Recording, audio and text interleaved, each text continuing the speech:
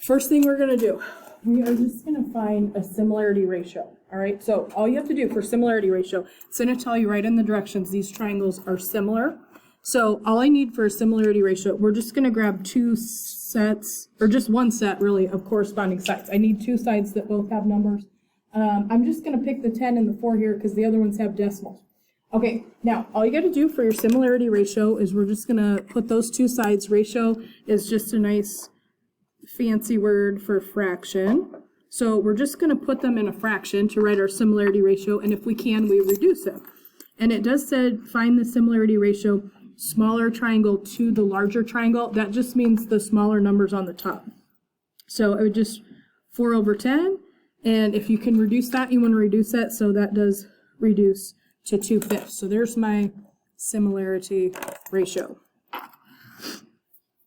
Okay, so 2/5. Now, if you want, you can also write it in that format where it has a colon. That's the same exact thing. I'm going to tell you though for today, some of the problems will be a little easier to do if you go ahead and use a fraction. So that's why I'm going to go ahead and write the fraction, but both of those formats are correct. Okay, and then actually, before I move on here, I'm just going to label the bigger triangle here. I'm going to call that triangle A, and the smaller one, I'm going to call triangle B. Okay, so in terms of my perimeter there, I would just add up the sides, right? So see if you can tell me the perimeter and the area, or not the perimeter, but area, just the perimeter for each of those triangles. I'm just going to add up the sides. All right? So perimeter of triangle I labeled A, and perimeter of triangle I labeled B. We're just going to add the sides up, right? So triangle A, I got 10, I got 12.5, and I got 7.5. We'd add those guys up. For triangle B, you're just going to add the three sides up in any order. I have my own. You do? All right, just throw mine on the floor then. What do we got here? This. Okay, perfect. So I think this is 30. This guy's 12. So just the perimeter of each of those triangles. What we're going to talk about today is how that perimeter is related to the similarity ratio, and also how the area ratio is related to the other two. Okay, so if I write the ratio of the perimeters, that's just putting them into a fraction. Smaller to larger just means the smaller number goes on the top, larger number goes on the bottom. Perimeter of that smaller triangle is 12. Perimeter of that bigger triangle is 30. I'm just going to stack them into a fraction. Okay, and then if you can, you got to reduce the fraction. Now, what is that? Both of those are divisible by 6. So 12 divided by 6 is 2. 30 divided by 6 is 5. And then hopefully what you notice is that is exactly the same as the similarity ratio. All right, the perimeter ratio between similar figures and also the similarity ratio, they will always be the same. Okay, now the other thing we're going to relate to this, but it's a little different, is we're going to find the area of both of these triangles and then talk about that relationship or that ratio. So do you guys remember how to find area of a triangle? How do I find, just raise your hand, tell me, how do I find area of a triangle? I say the base of the height divided half. Okay, so 1/2 base times height, or we could do, some people learn it, base times height divided by 2. Both of those formulas will work. Now, if I'm looking at a right triangle, which I have both of these are right triangles, right? I got the right angle there. The height has to be dropped to one of the sides at a 90-degree angle, and then the base is going to intersect that 90-degree angle. Anytime you have a right triangle, sorry, I can't get this on the picture very well at the same time, just the two legs of the right angle are going to be your base and height, all right? So that's all we need for our area. So I'm going to say my area of triangle A, bless you, 1/2, base I would call 7.5, and then the height I would call 10. The area of the triangle up there I called B, that was the smaller one, would be 1/2 times, base would be 3, height would be 4. All right, now, let me grab my calculator. So if you do the area of that top, let's see, should get, and this is not a terrible number, but it's a 37.5.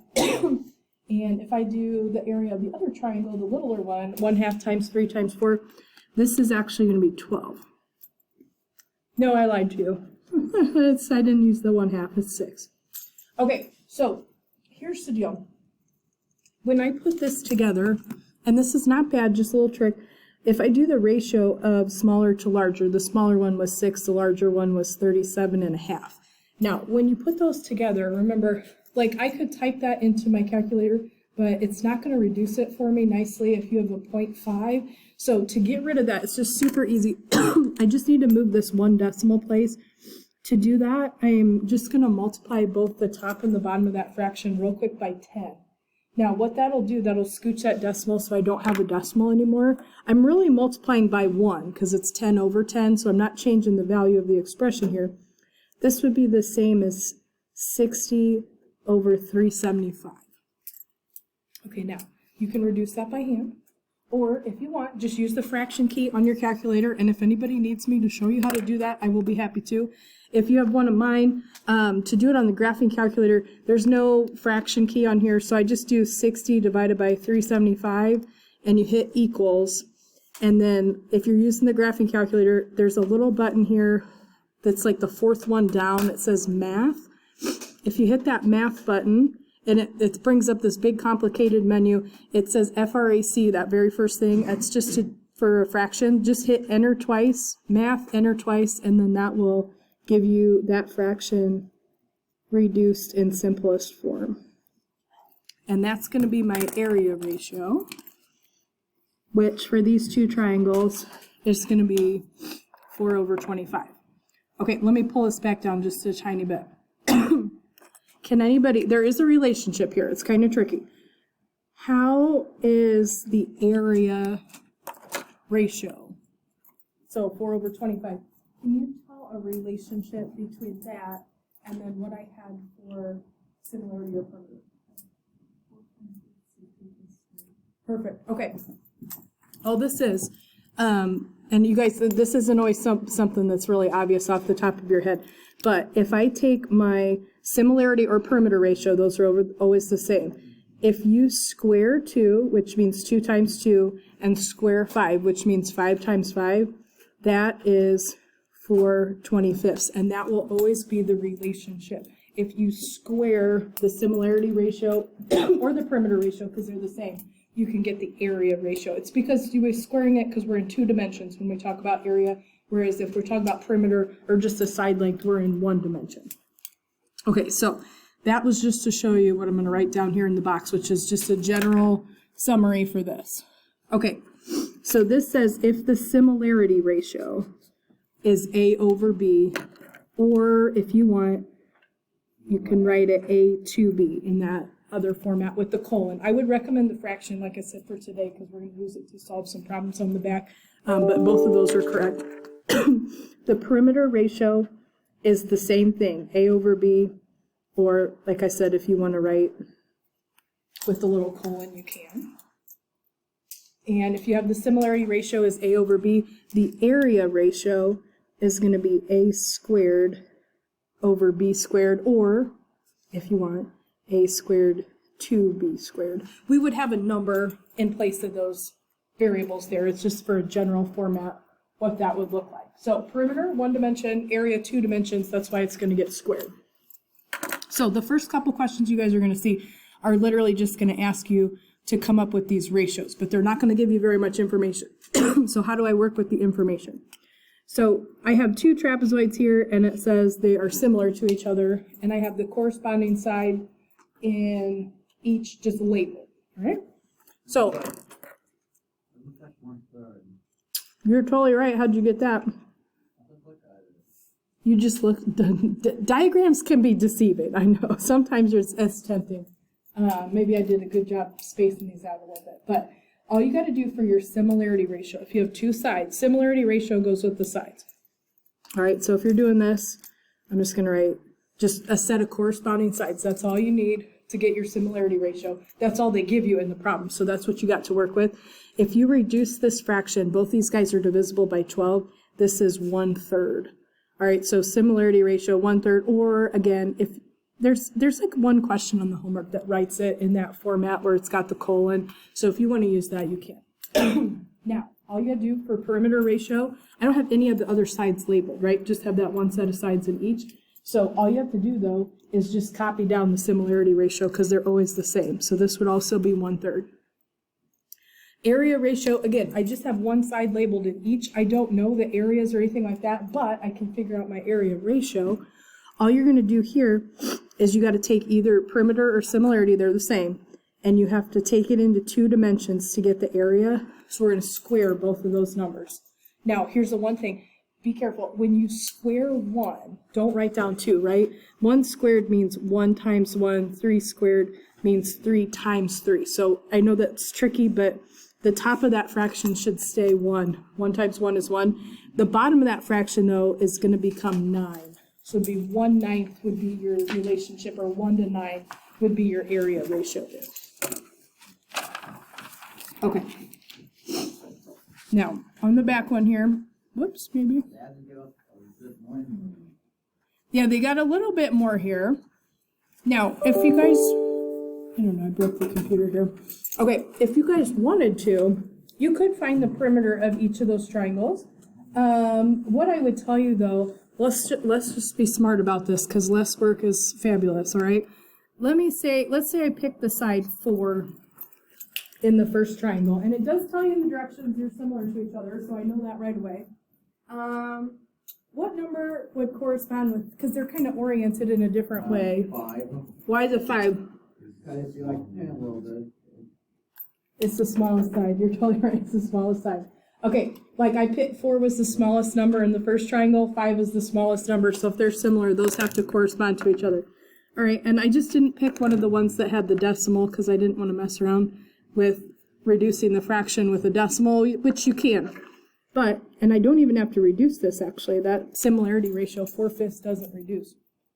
Okay, now again, you could find the perimeter of each, put that into a fraction and reduce it, but it will just give you exactly the same thing as the similarity ratio. So your perimeter ratio, that says PR for perimeter ratio, is 4/5.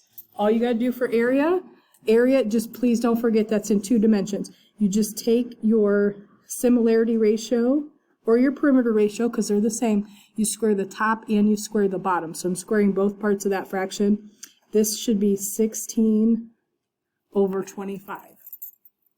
Okay, now I'll tell you up front, if you have reduced the original fraction, like the similarity ratio or you have the perimeter ratio, if you reduce that from the jump, you should not ever have to reduce that area ratio. It won't reduce. So as long as you've reduced the first one, you should not have to worry about reducing the area ratio. It should already be in lowest terms when you do that.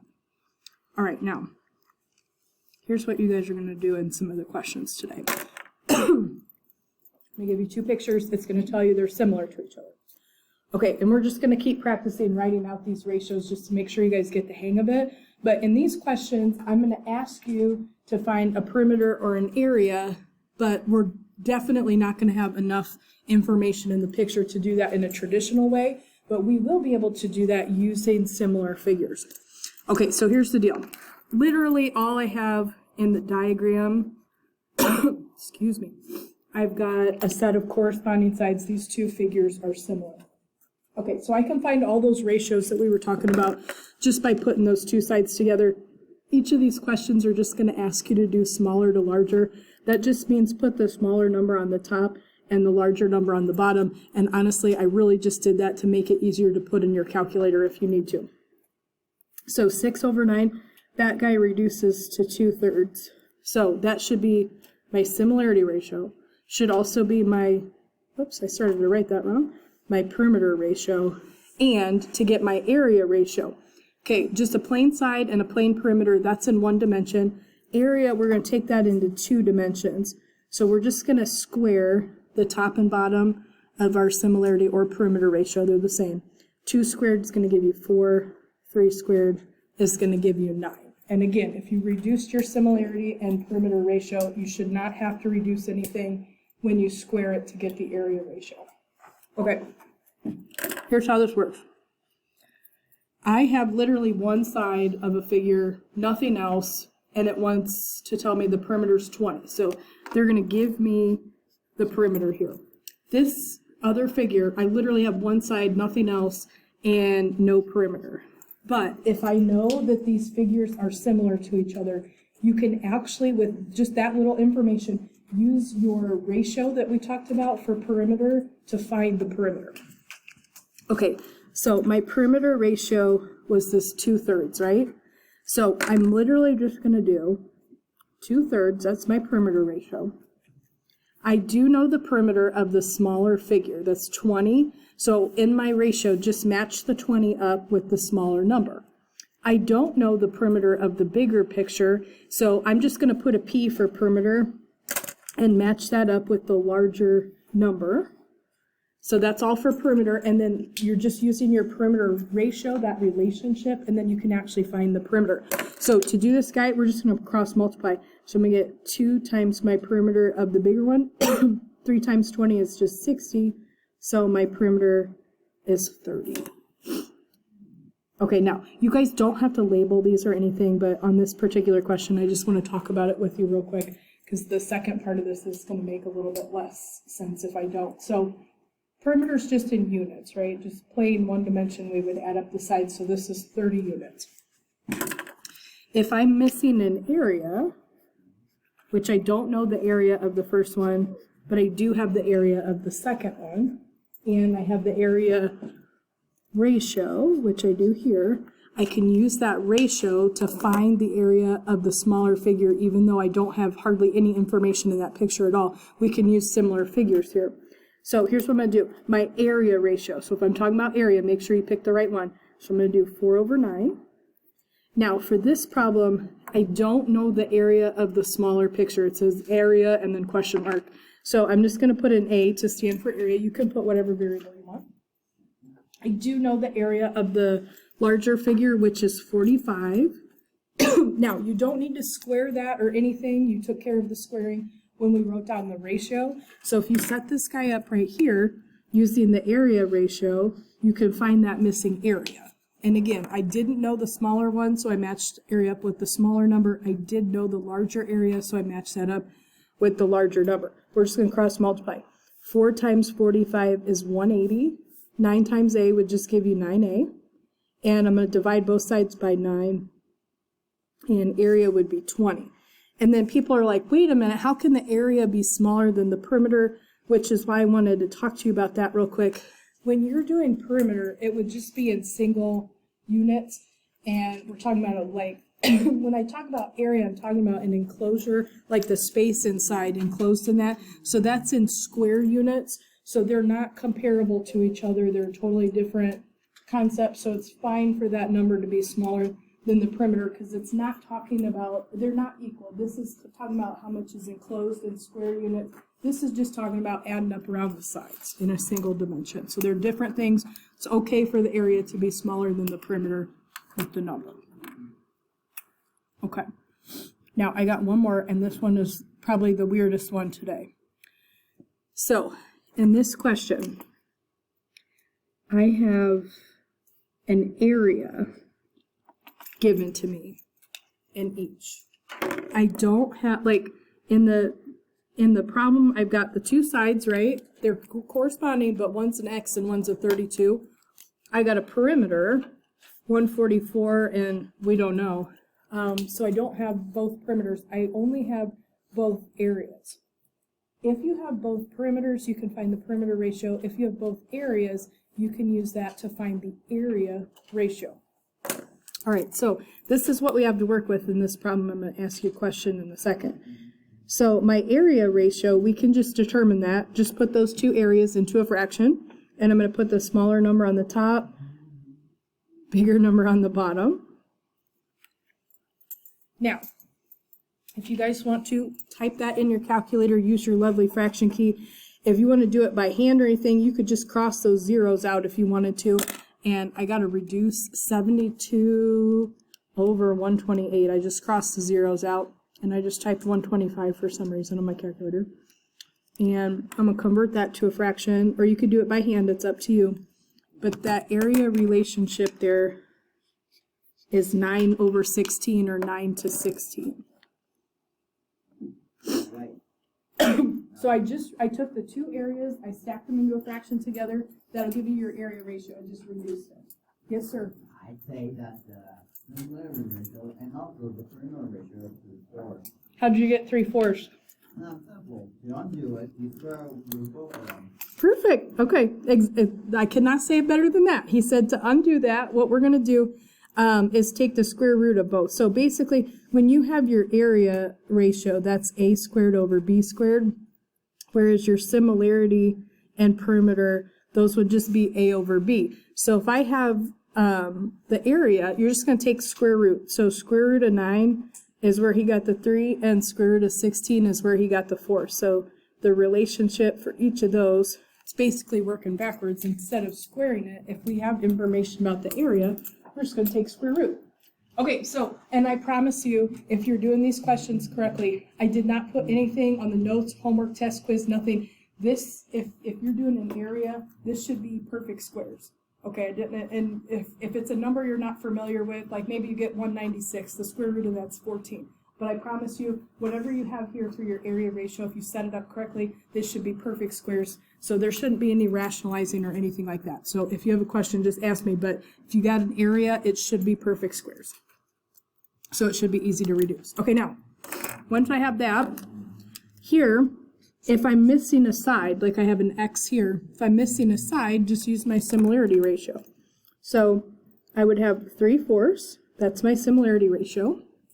Now, I don't know the smaller figure's missing side, so I'm just going to match that up with the 3, which would be the smaller number there.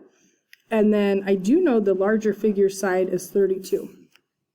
So I'm just going to put that would be my proportion right there, just using the similarity ratio for the sides. Cross multiply here, 3 times 32 is 96, and then 4 times x would just be 4x.